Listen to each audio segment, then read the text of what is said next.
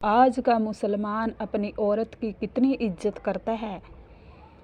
क्या यह हक अदा करते हैं जो आपके ऊपर अल्लाह ताला ने फ़र्ज़ किए हैं। औरतों के दुनियावी हक अदा नहीं करते। बाज मर्द बीवी से बिल्कुल बेफिक्र रहते हैं, यहाँ तक कि घर में भी नहीं सोते और बीवी के इस हक से गाफिल है।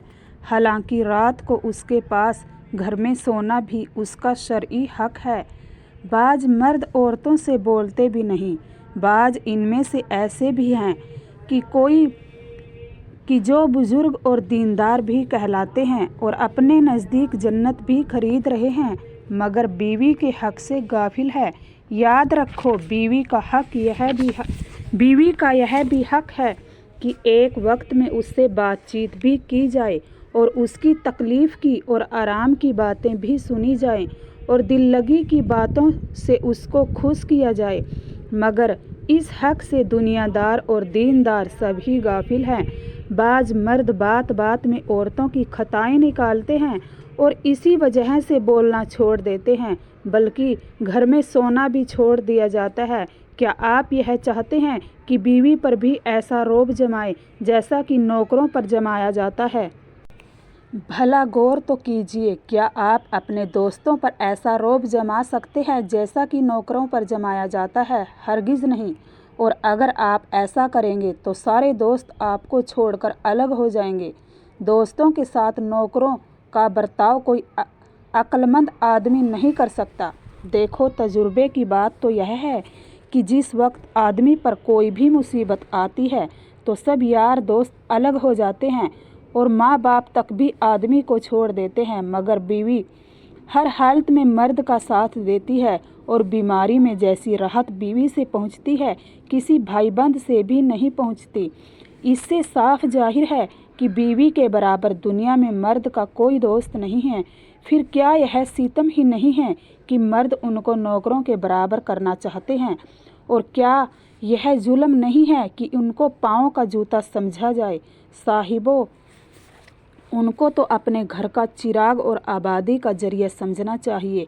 क्या यह गजब ही नहीं है कि अगर बीवी किसी वक्त बातचीत में बतौर नाज कोई बात कह दे तो उसको यह सज़ा दी जाती है कि बातचीत और मिलना जुलना सब छोड़ दिया जाता है और गाली गलौज से पेश आते हैं और उसको घर से धक्के दिए जाते हैं और बेकस व मजलूम को घर से बाहर निकाल कर कह देते हैं कि चली जा जहाँ तेरा दिल चाहे, और वह बेबस सिवाय रोने के कुछ ही नहीं कर सकती।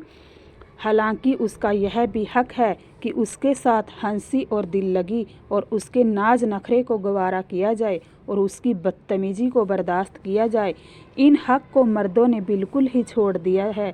यूँ चाहते हैं कि औरतें बांदियों की तरह ताबेदार होकर रहें और हमारी किसी बात का उल्टा जवाब न दें।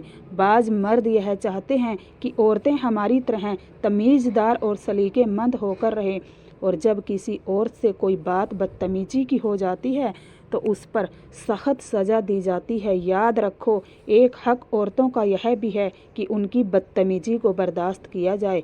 हदीस शरीफ में है कि औरत टेढ़ी पसली से पैदा हुई है, इसीलिए उसकी आदतों में टेढ़ापन लाजमी है। अगर उसको सीधा करना चाहोगे तो टूट जाएगी। बस इससे नफ़ा उठाना है तो टेढ़ेपन ही के साथ नफ़ा उठाते रहो।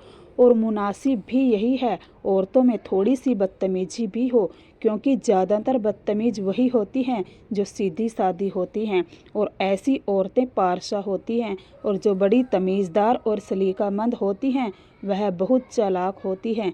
शर्म व हया भी उनमें कम होती है, और जो सीधी सादी हैं वह अपने मर्द की ताबेदार और जानिसार होती हैं।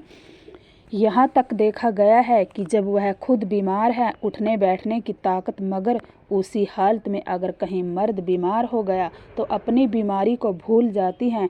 अब उनको किसी तरह चैन नहीं पड़ती, हर वक्त मर्द की खिदमत में लगी रहती हैं। और यह तो रोज़मर्रा की बात है कि औरतें खुद खाना आखिर में खाती हैं और सबसे पहले मर्दों को खिलाती हैं, और बाज़ दफ़ा आखिर में कोई मेहमान आ गया तो खुद भूखी रहेंगी और वह खाना मेहमान के वास्ते भेज देंगी।